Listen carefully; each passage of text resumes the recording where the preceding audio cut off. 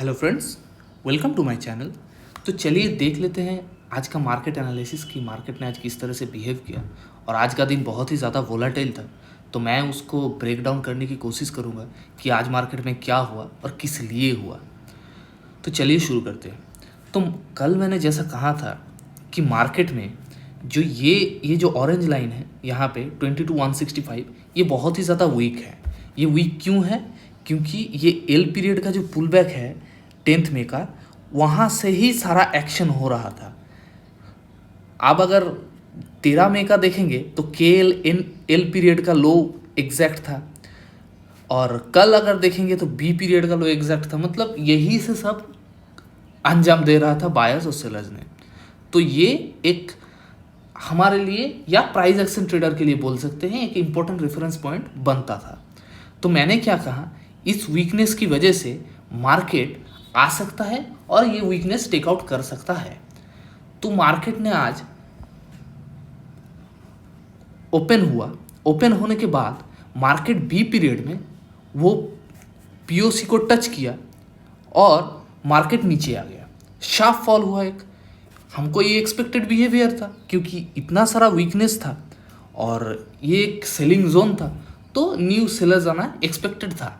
तो मैं अपना पोजीशन बता देता हूँ। मैं शॉर्ट था यहाँ पे, मैं आज ही शॉर्ट कर चुका था मार्केट में। ऑब्वियसली वो हेज्ड पोजीशन था और मार्केट सी पीरियड तक शार्पली नीचे आया एंड अचानक से डी पीरियड में एक शार्प रैली आया। मैं भी घबरा गया था कि ये क्या हुआ। मैं ट्रेलिंग स्टॉप लॉस दे के मैं राइड करता था, राइड करता हूँ अभी भी। तो ट्रेलिंग स्टॉप लॉस दे के राइड करते करते मेरा स्टॉप लॉस हिट हो गया और मैंने देखा कि इतना बड़ा स्पाइक। उसके बाद मार्केट फिर से नीचे गया ई पीरियड में, शार्प फॉल। उसके बाद से तो मैंने अपना पोजीशन छोड़ के मैं चुपचाप मार्केट को देखने लगा कि हो क्या रहा है यहाँ। तो मैंने देखा कि ये तो लिक्विडेशन का शेप ले रहा है। मतलब लिक्विडेशन मतलब जो लॉन्ग थे यहाँ से वो अपना लॉन्ग्स छोड़ रहे हैं मार्केट में। हालांकि मैंने ये नोटिस नहीं किया था ये हाई एग्जैक्टली 8 मई के हाई से मैच कर रहा था, बट मैंने सोचा कि यहाँ पे एचवीएन है तो ये उतना ज़्यादा मैटर नहीं करता जहाँ पे एक एचवीएन हो, राइट। सो मैंने शॉर्ट किया था और लिक्विडेशन होना शुरू हो गया। अब लिक्विडेशन का मतलब क्या है? लिक्विडेशन का मतलब है जो यहाँ पे नया सेलर्स थे वो अपना पोजीशन एग्जिट कर रहे हैं एंड उसके साथ साथ ही बाइंग आ रहा है, राइट। हायर टाइम फ्रेम से कोई तो है जो यहाँ पे बाई कर रहा है, इसीलिए इतना टाइम स्पेंड हो रहा है यहाँ पे, राइट। तो जब भी मैंने ये लिक्विडेशन शेप देखा एंड आप वैल्यू एरिया को देखेंगे, वैल्यू एरिया भी लोअर नहीं है, वैल्यू एरिया ओवरलैपिंग है। इसका मतलब नया सेलर्स हम इसको बोल नहीं सकते और लिक्विडेशन के बाद ये बोल सकते हैं कि वो नया सेलर्स शॉर्ट छोड़ रहे हैं। तो ये एक बहुत ही इम्पॉर्टेंट डेवलपमेंट है मार्केट में, बी शेप। तो कल क्या एक्सपेक्टेड बिहेवियर है? कल एक्सपेक्टेड बिहेवियर है कि मार्केट कल फिर से ये टच कर सकता है ये हाई वॉल्यूम नोड्स। अगर मार्केट में चांसेस इसका ज़्यादा है कि ये हाई वॉल्यूम नोड्स पे आएगा मार्केट। अगर मार्केट यहाँ पे आके 2 दिन 3 दिन मतलब कुछ दिन अगर टाइम बिताता है तो ये एक बड़ा डेवलपमेंट होगा। तब अगर ये डेवलपमेंट हुआ तब ये जो वीकनेसेस हैं ये वीकनेस का महत्व नहीं रह जाएगा, क्योंकि यहाँ पर हम पकड़ेंगे कि हायर वैल्यू एरिया घुस चुका है। तभी यहाँ का जो सप्लाई है वो हायर टाइम फ्रेम का जो बंदा है वो एब्जॉर्ब कर रहा है। अगर हायर टाइम फ्रेम का बंदा ये सेलिंग एब्जॉर्ब कर रहा है तो उनका पर्सपेक्टिव तो लॉन्ग टर्म होता है। मतलब यहाँ से हो सकता है ये ऑल टाइम हाई पे जाए, राइट।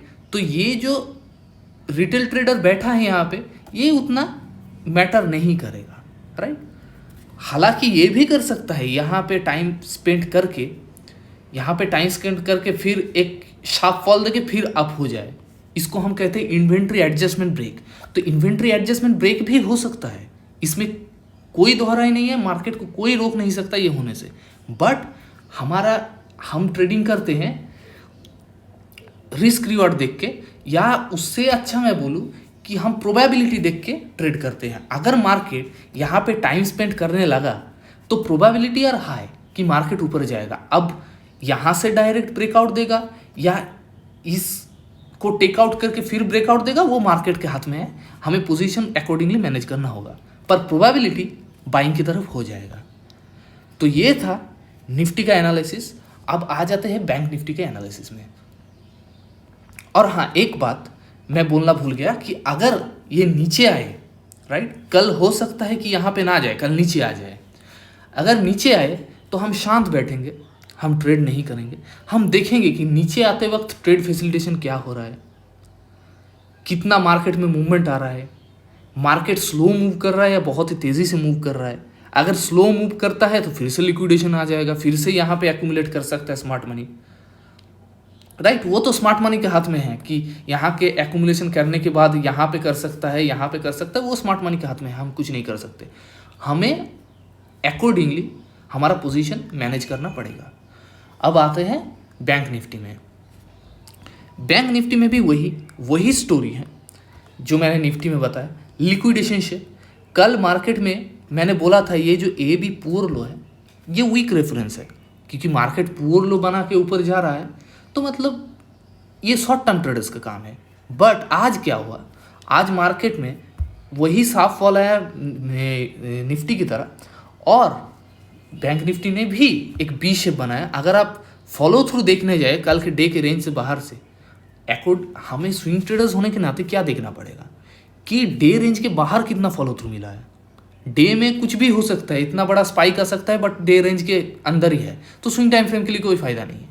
हाँ, इंट्राडे ट्रेडर्स के लिए फायदा हो सकता है, पर स्विंग टाइम फ्रेम के लिए कोई फायदा नहीं है।